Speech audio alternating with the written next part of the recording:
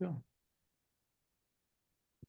Hello, everybody. We are here at Alabama Blue School for February of 2024.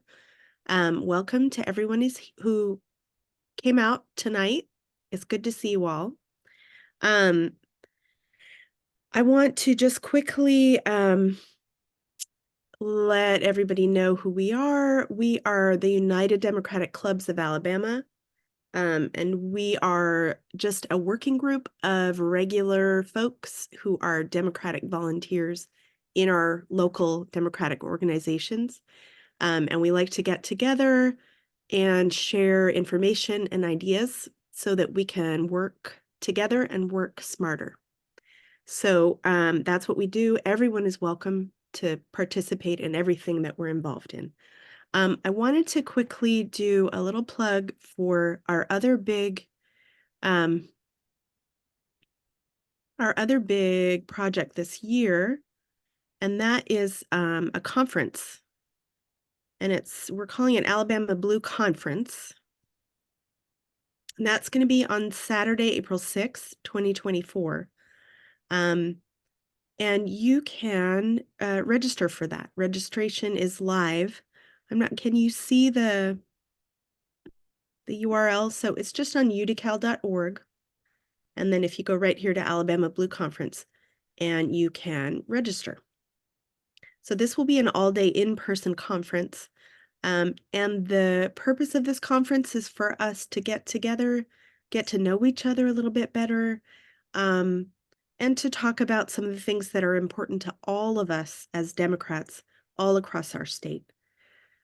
So we're going to have some great speakers and panelists, and we're going to have lunch, and we might have Alabama political trivia. I'm not sure.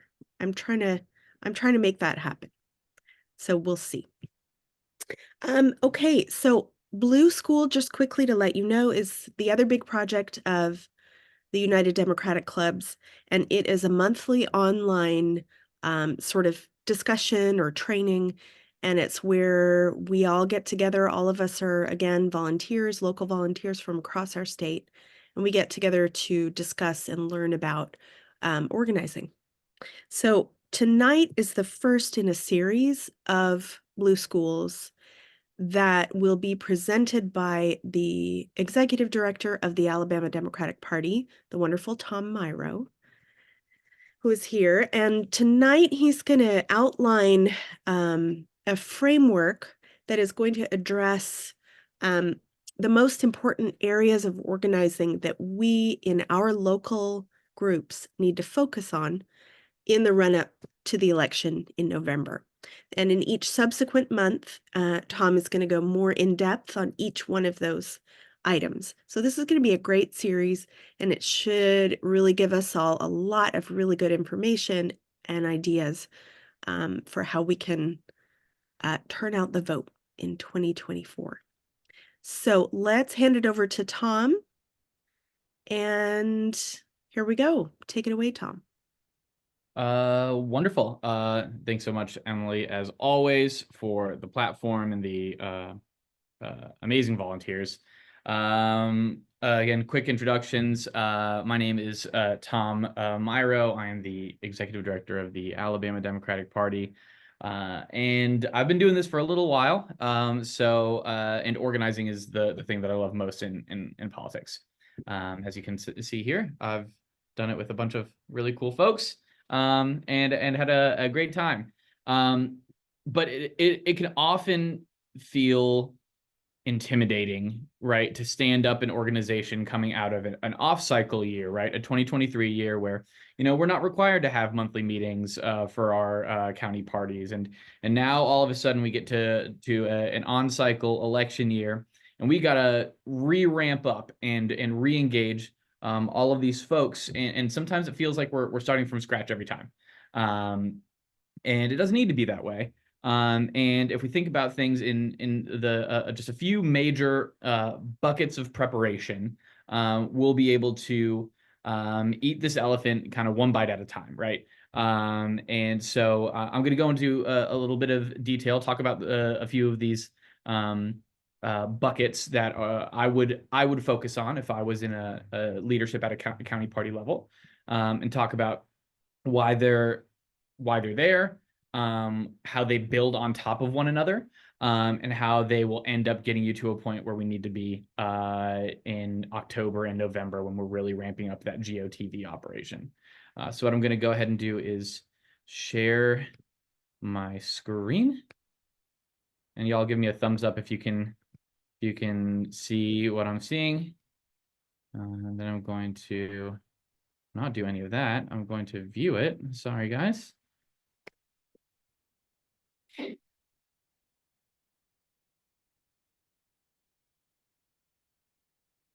here we are. Okay, cool.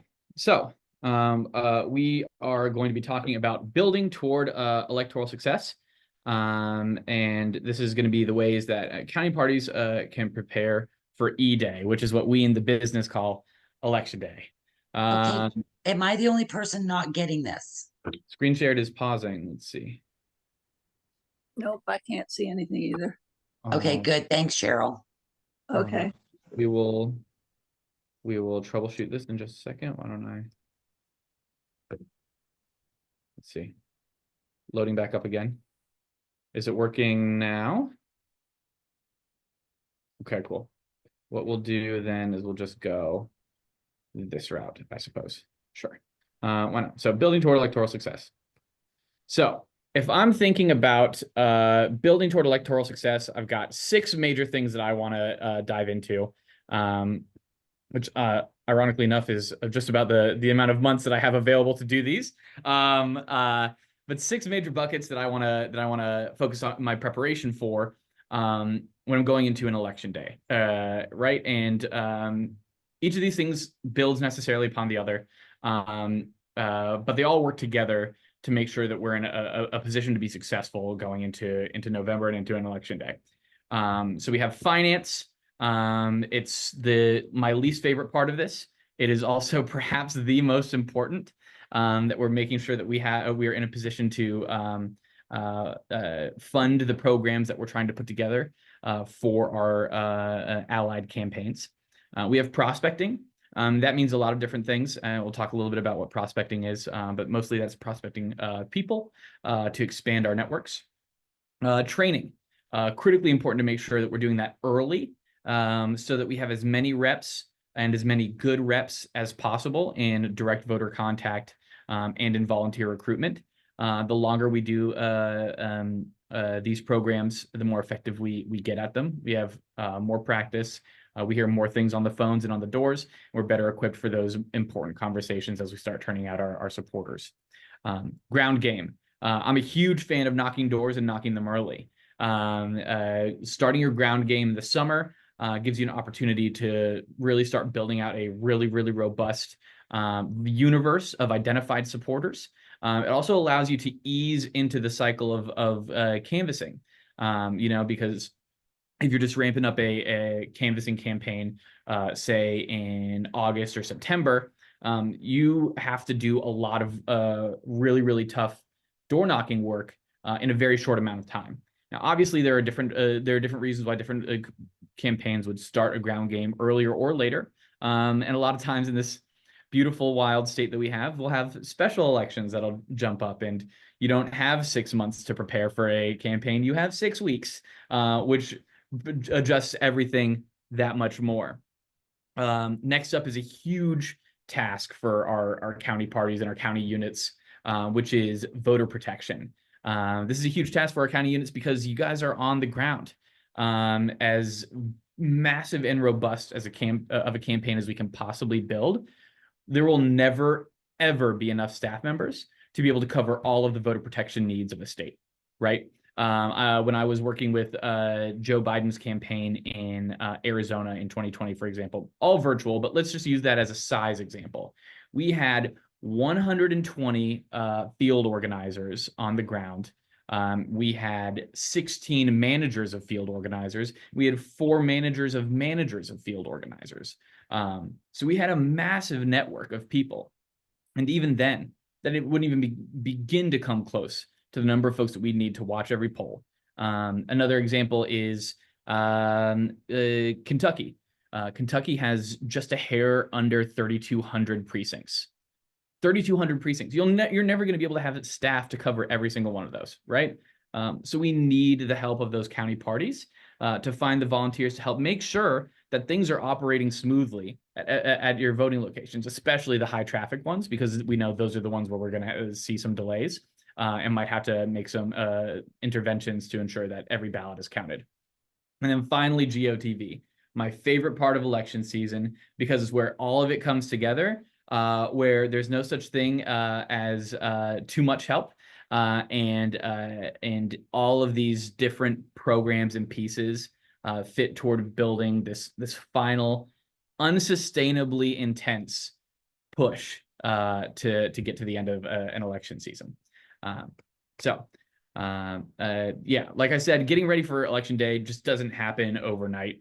Coordinated campaigns spend months preparing for this, and county parties should be just as invested in building toward this kind of infrastructure. So let's talk a little bit more about finance, right? The phrase that comes to mind for me is an army marches on its stomach, right? But campaigns, they march on their checkbooks. Fundraising for state candidates through your own donors at the county party level will be critical to equipping your teams for success in November. Doing this early, identifying your donors and continuously throughout the cycle ensures that you have a healthy bank balance. And that's job one, to make sure that we're able to equip our campaigns, to help our allied campaigns out by, creating, let's say, for example, Lee County Democrats for block candidate, right? You can do that if you start raising the funds to help alleviate that lift from your constituent campaigns. And you also develop a network of folks that you can then pass on to those campaigns as well. So yeah, building up the use of permissible funds will allow you to better integrate your operations throughout the cycle and deliver more functional value out of your partnership to your campaigns. So reaching out to your network and starting to build a donor base that'll have some staying power throughout the cycle is critically important. In this work, income equals capacity, and in a results-driven field like campaigns, production is key. So we need to be able to produce as much as we can, whether that is flyers, whether that is door hangers, whether that is yard signs, whether that's anything like that. We need to be able to produce because that is how we are successful. Next up in the buckets of preparation, this is something that I'm very well equipped to teach you guys on. I'm really actually excited about presenting on prospecting because the teams that we need to succeed are bigger than the ones that show up every single month. And that's okay. That's something that it takes a lot for county parties especially to come to grips with, in my experience, is the fact that we're going to need more people than the folks that show up all the time. And they're also going to disappear again when the campaign is over. We have to be okay with letting some of them go. Some of them are here for our candidates, and that's great. We're going to need all the help that we can get. And so if we can't hang on to every single person who comes out over the course of an election cycle, that's all right. We need their help right now too, and we'll never turn that away. But starting to prospect some new volunteer and donor leads now, early, will ensure that you have a bullpen of ready and able folks to call on when it gets time to start activating your networks and getting folks on the doors. So expanding your network is hard. Trust me, I know it, right? If it was easy, we'd be doing it all the time. And especially coming out of a down year, it can be that much more difficult. But being active participants in recruitment for our county party operations now will ensure that we have the people that we need to succeed later. Campaigns aren't going to be able to hit their GOTV goals just by relying on our established networks. We'll have to bring new folks in. They're going to be doing the same, right? We'll have to be able to bring in folks to assist them to make sure that we're delivering for all of our candidates down the ballot. And that can look like a number of different things, right? If we're prospecting here, we need to branch outside of our county parties. We need to branch outside of our clubs, and we need to start looking for allied constituency groups is what is my first goal whenever I get a new turf. I start looking for labor unions. I start looking for LGBTQIA affinity groups. I start looking for local Moms Demand chapters. I start looking for educators and PTA groups. You start looking for Hispanic affinity groups. All of these things, all of these major pieces of the incredibly large tent that makes up the Democratic Party, those are the things that we need to be looking at when we're trying to build out like a robust and effective prospecting network. After that, we're going to go into training. Practice makes perfect, and training your core group of volunteers in effective volunteer recruitment and retention techniques, which is also very important. It's great to recruit. It's very important that we also retain, and letting them train your wider group of direct voter contact volunteers. That'll ensure that everyone's on the same page about what works, what doesn't, ahead of these mass volunteer actions that'll be coming in October and November. So it's muscle memory, right? It's why basketball players take thousands of free throws a day, right? Practice really does make perfect, and training our teams on the most effective ways to knock doors and have conversations with voters ensures that when the campaigns come calling, our volunteers will be ready to go. That also means that our trainers need to know effective ways to teach our systems and our scripts. That means getting out early, bringing in small groups, identifying your key trainers and your key door knockers, and getting them reps in just training. I used to do this all the time with my organizers. Once we hit door goal in Bashir for the week, we would take the first 2 hours of our day, and we would do mock trainings every single time before we went out and hit our doors to get above goal. We hit our goal, and we come into the office the next day. We do mock trainings for 2 hours, and we just grill each other. What could be better? What wasn't clear? What if I had never seen a smartphone before? What did you leave out about minivan? Those are the things that we need to do early, because once we have identified every single problem, then when a volunteer comes in and says, I don't know what on is on my phone, you'll be able to handle it with just the perfect amount of grace, which is what you need. These people are coming here to help us out of the goodness of their hearts. We're here to help them get to where they need to be. And it can be frustrating sometimes. All you want to do is say, just enter the list number and download it. That's okay. This is their first time too. And we just need to lead with patience there. But getting those reps and training early allows us to be better prepared for those situations that you can't ever expect, but will arise. And even if you never go over the exact issue that you run into in a training, if you go through enough times of having a difficult trainee, you'll be able to troubleshoot that problem and do it with the poise, which is the most important thing that you'll need to be able to make sure that everybody gets out and is having a great time on the doors, which is what it is, right? On the doors is the most fun. Ground game. Doors win elections and dials get doors. It's a simple mantra. It's been borne out time and time again in the nation's toughest races, right? We did it in Kansas. We did it ahead of the abortion amendment. We did it ahead of the governor's race. And that's not an easy place to get people to knock doors, right? Kansas is a big state. There's a lot of open country in the middle of it. It's hard to get folks to come out and knock on some doors of their neighbors. But when you knock on doors and you have those face-to-face conversations with voters, your candidates win. Starting canvassing early, even once a week, will help get everyone in the mindset that direct voter contact is the key to our success at the ballot box. So ground game is how we win elections. We have conversations with voters. We're telling them why we're doing what we're doing. It's always been the most effective thing, if you ask me, is you can have the fanciest script in the world, right? But the most important thing to somebody, if I'm knocking on their door, is why I'm taking time out of my Saturday morning to do this. I'm not getting paid for it. I'm a volunteer. Why is it? What is pushing me to do this thing out of the goodness of my heart? That is always going to be the best sell, if you ask me.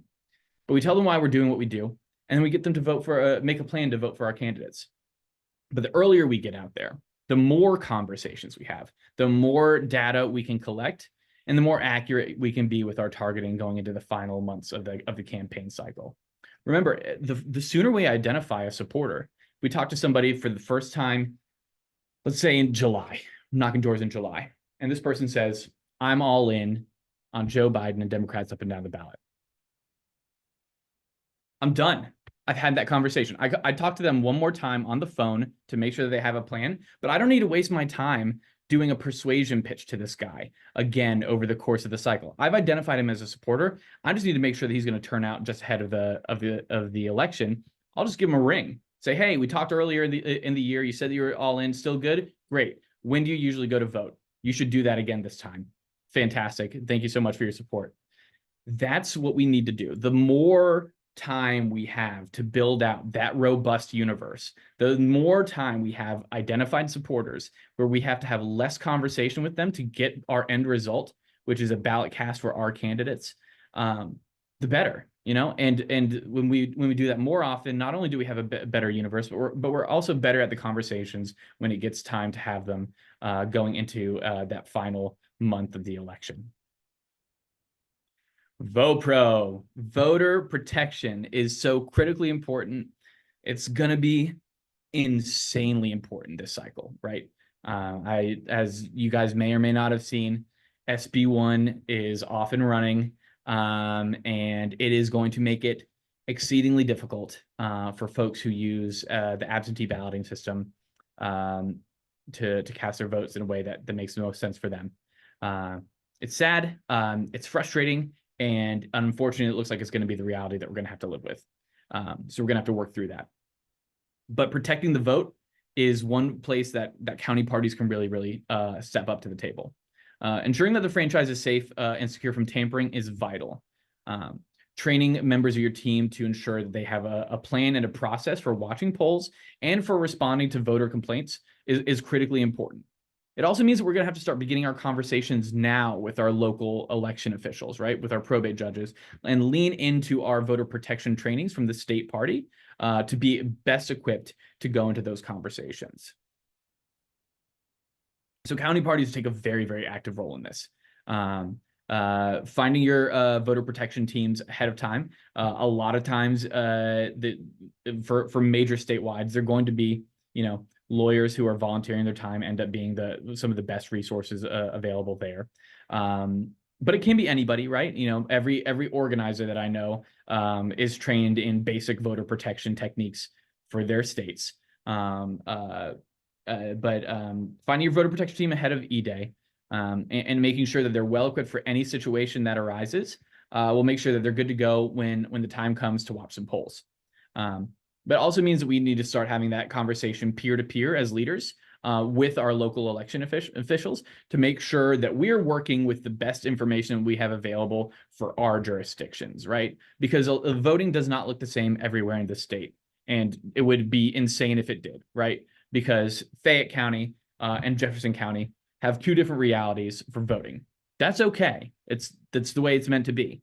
But we need to make sure that we're having those conversations with our election officials to make sure that all the information that Fayette County is working with is not in conflict at all with any of the stuff that Jefferson County may be learning. You know, we have to make sure that we're equipped for where we're at, where our voters are at, and where our county party is at, and go into those conversations as best equipped as we can. And then finally, GOTV. Get out the vote. The culmination of all your efforts over the preceding months. GOTV is the process of taking all of the fundraising, prospecting, training, canvassing, voter protection systems that you put in place and having them execute at their highest ability for the final 4 weeks of a campaign. This helps us make sure that nobody gets left behind. An old mentor of mine used to say, GOTV isn't the end of a campaign. It's a celebration of the friends we've made along the way. And that couldn't be more accurate. GOTV is the time where every single person that you've ever talked to over the course of the cycle has a part to play in our success. That person who turned up for a canvas, knocked doors one time, maybe did 20 doors and never came out again, give them a ring. They already know, they've already been trained, right? They know what to do. They know the conversations that we're having, and these ones are even easier. We're only turning out our supporters now, right? How about that person who signs up for every single training but magically never knocks a door? They'll come to the training, they'll get the coffee and the donuts, and then they'll peace out and they'll go watch the game. It happens sometimes. But now's the time to put your money where your mouth is, fella, and let's go knock some doors because we have an election to win. But it's about bringing all of those people in with us. I'll never forget my first ever GOTV training for a major statewide campaign, Arizona. We got rolled out as staff members our GOTV goals. It's a number of shifts, volunteer shifts that we needed to recruit to hit our goals. And it's just an astronomical number, you guys. It's like for every single organizer was over 1,000 over the final 4 weeks. Like extraordinary amounts of volunteer shifts. And the one goal that the HQ team said was, you'd be surprised at how many you can get. So here's what you're going to do. All you're going to do is call your active volunteers, the people who do things for you all the time, your almost active volunteers, folks who intermittently come in and do stuff, not enough to like be considered like, doing 2 things or more in a single reporting cycle, say 2 weeks. And then your dropped active volunteers, the folks who had been active before but have fallen off. It happens. You have a lot of people that you're trying to keep up with. Just call those people and ask them, and they said this on the call, I'll never forget, for literally every shift you can, and see what they say. And I was like, there's no possible way, right? Like my active volunteers, I'm asking them for 2 shifts in a 2-week period tops, right? And so I called up my first active volunteer. And I said, Tom, his name was Tom too. Great name for political people, I guess. I said, Tom, I'm going to need you for 4 shifts every weekend and 2 shifts every week, all the way up until the election cycle. He said, okay. And that was the end of the conversation, because these people that you've worked with, your active volunteers, you've built this level of trust and respect. And so by the time that they've come in, the active volunteers, they know if you're asking for something, it's because it's important. That's what building this bullpen and developing these relationships and retaining these volunteers allows you to do. It allows you to ask insane things of people and have them not laugh at you out of hand. Because the people that I called who had dropped actives, people who were working for me all the time and then disappeared, I called them and I said, probably not the same ask, right? Let's say I need 3 weekend shifts and 1 weekday shift. And say, that's a lot, but I mean, I'll do it, right? Like, it's important. We got to win this thing. That's what happens when you call on your network. That's why we bring everybody together with us. And that's why it's a celebration of the friends that we make along the way. Because every single volunteer that we have is not going to have the same relationship to the campaign or the systems that we're building. And that's okay. We're a party for everybody. We're a party for the people who show up for every single shift. We're a party for the people that show up to no shifts. When it comes down to it, when we ask for those things from these people, like they'll want to help us out because they came to us in the first place, or we got them to come down after just one simple ask. So that's why GOTV is my favorite part. Is it's coming together and it's bringing all the folks that we've met along the way to deliver some electoral success. So for the rest of this series, Blue School is going to go into even more detail about how each of these different sectors can be executed on most effectively, and how they build upon each other over the course of the cycle. If you have any additional questions about any of these specific sectors or need help formulating a plan to make sure you can be as successful as possible, reach out to the state party. We're here to help. Together we can do these hard things, but it requires focus and it requires discipline on our end as leaders. I also want to do a little bit of a flag here. I want to make sure that we're all on the same page about federal elections, because we do have a big one coming up. And when we're talking about state and county parties, this is an important thing. All of these recommendations that I've gone over are apply to state level candidates. County parties are state PACs and can operate more easily with them. If you have any questions at all about working with federal candidates as a county party, call the ADP.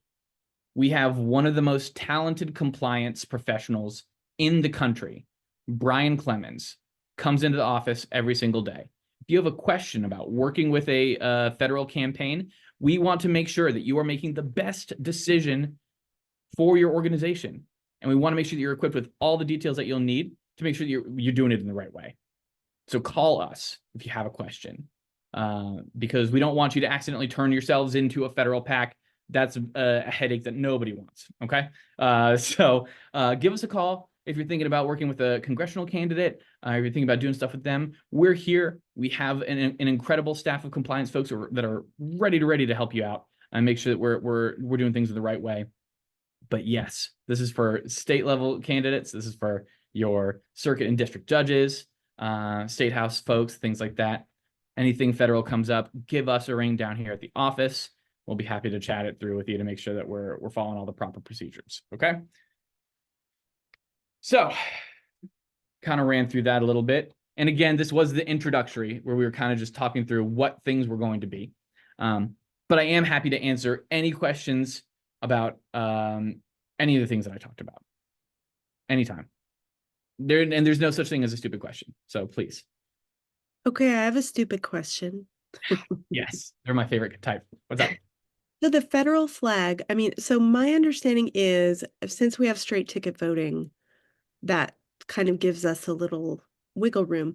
So are you talking about we would be limited in campaign coordination, or can you just give us a really quick Yeah, this would talk about Biden? Sure. Yeah. So the flag about that would be in regards to expenditures and materials. So I'm not going to pretend to be an expert here, but the things that came up when I was talking to Brian about this was, you know, ad buys would be signage, would be conversations about, you know, specific candidates on lit that you would be purchasing on behalf of the campaign, right? The difference between a flyer for a candidate from the county party and the county party producing a flyer that says we're for X person, for example. That's my understanding of it. Again, YouTube, I'm no expert here. If you want to learn a little bit more, call the ADP office and talk to Brian Clements. He is the expert. But that is my understanding of the situation, right? This would be specifically expenditures and cash brought in for said expenditures like that. But distributing campaign materials is fine. That's my understanding. That's mine. Correct. Yeah. Thank you. Correct. Yeah. No problem. Correct. Weird. Yeah. Great question. And again, call Brian if you have any more questions. Always here to be a resource. Anybody else have anything they want to talk about? Marsha, I feel like you always have a question.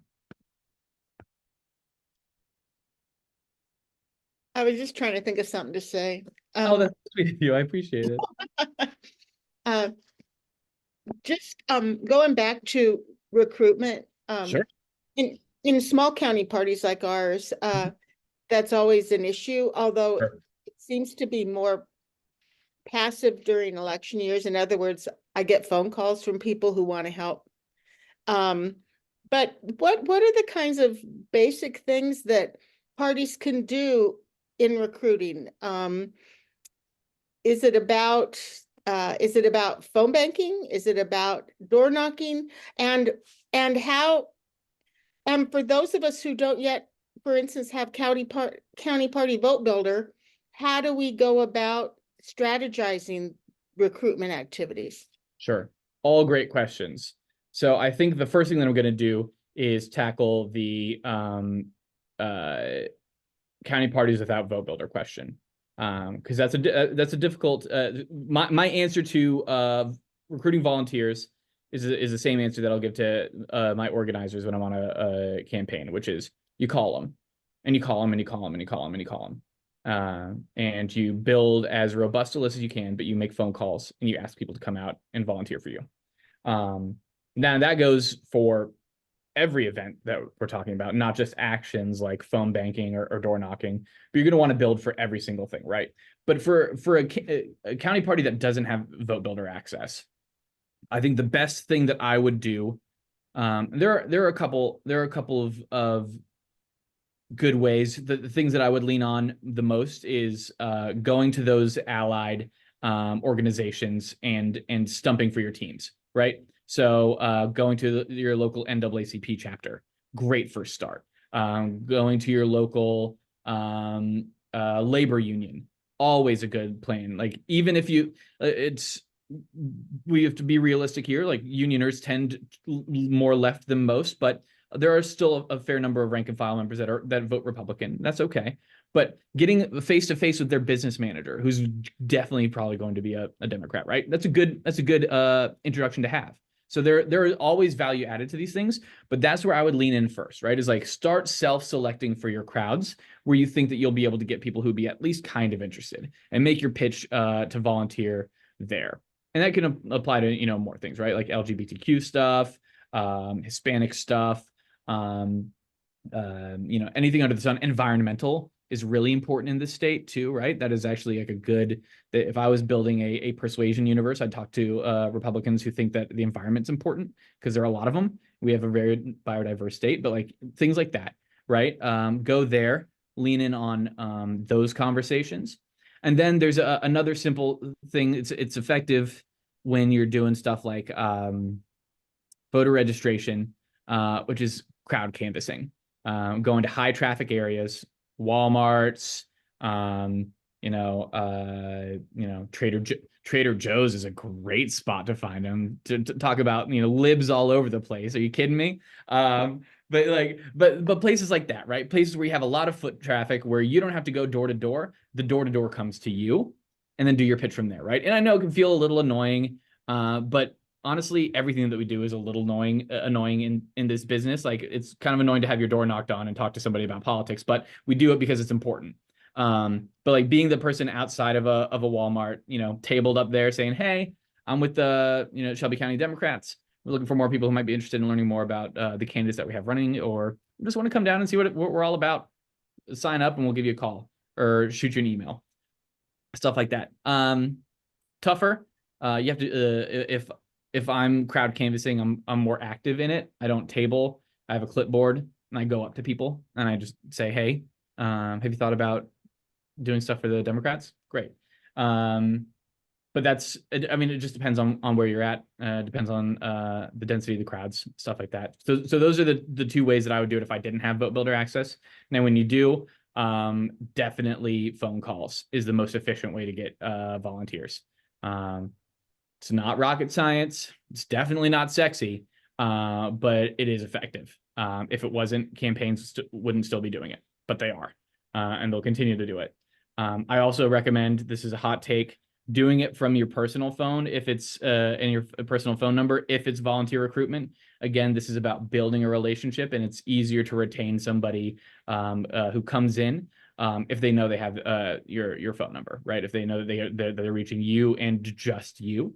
And when you get into like the real deep, like high density, like direct voter contact stuff, where we're just doing support identification, we're not recruiting volunteers off of the calls, then that's a good time to break out like a Google Voice number or a burner phone or something like that. But if I'm recruiting volunteers, I want them to know that it's my phone number.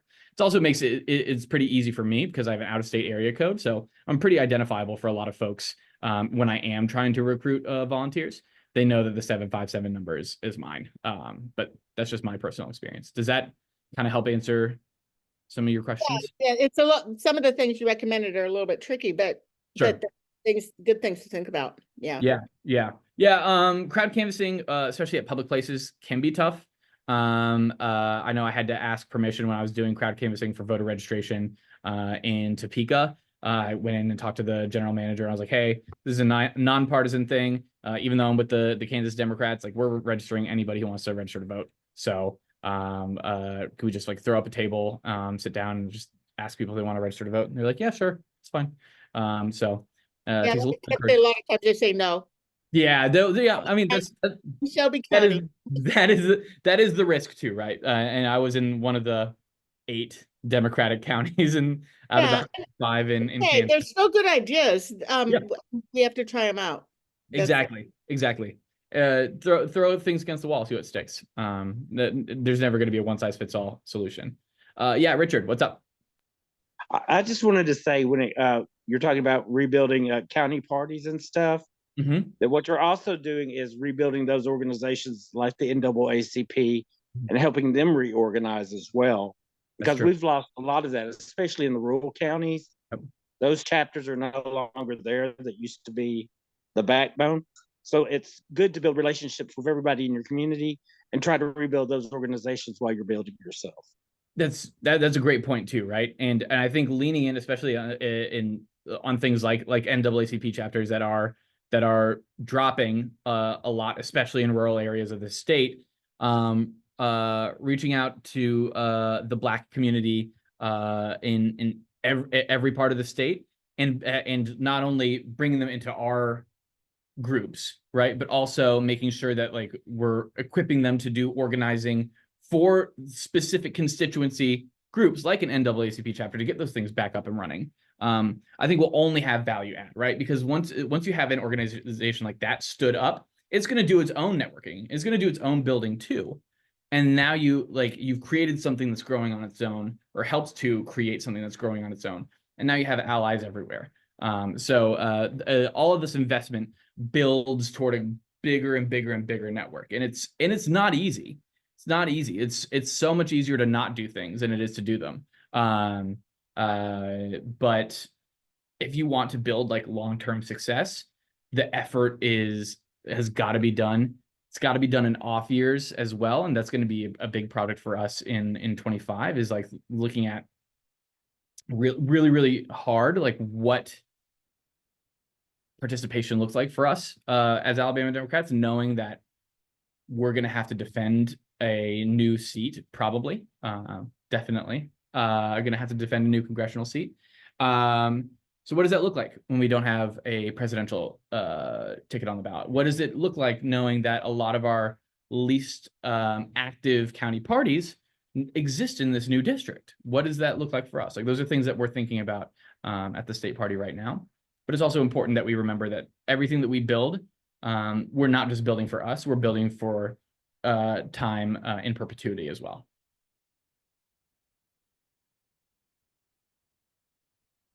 Anything else? These are great questions, you guys. Wow, you came prepared.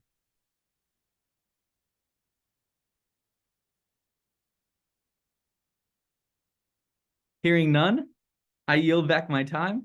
Emily, thank you so much for the opportunity to come and chat with your group. As always, you're so exciting and so engaged and so fun. So thank you. And if you have any questions, here's how to reach me. Got my email address right there. And that is my actual, like I said, cell phone number. So if anything else comes up, give me a ring. I'm happy to talk it out because this is my jam. I love this stuff. And so if you have questions about how you can build your party, you want to talk about ways that you can start integrating, canvassing or work on, I want to do a training and I don't know even where to begin on how to train or how to train a trainer, like all very interesting stuff. And all stuff that I've done before, and I'd be happy to chat out with you to make a program that makes sense for the size of your county and the size of the program that you're trying to put together. So yeah, I'm a resource for y'all. But with that, Emily, I'm going to stop sharing my screen. Okay. And turn it back over to you. Well, thank you so much, Tom. It's just wonderful to hear all of the knowledge and experience that you have to bring, and also your enthusiasm and your hope and your energy is really fantastic for us. So we're lucky to have you here in Alabama. My kids are about to come in. They're going to bed. Okay. Thanks everybody for being here. This recording will be on our YouTube channel. For those of everybody here, please tell everyone you know about this amazing series of presentations that we're going to be having throughout this year. These 6, areas. Anyone who's been doing this organizing work knows that these 6 areas are what we've got to get going in all of our counties. So Tom is going to be giving us the goods for the next few months. So share this information with everybody. We want to have a lot of people come in to these next great presentations for the rest of the year. So thanks so much. And we'll see you next month. Thanks, everybody.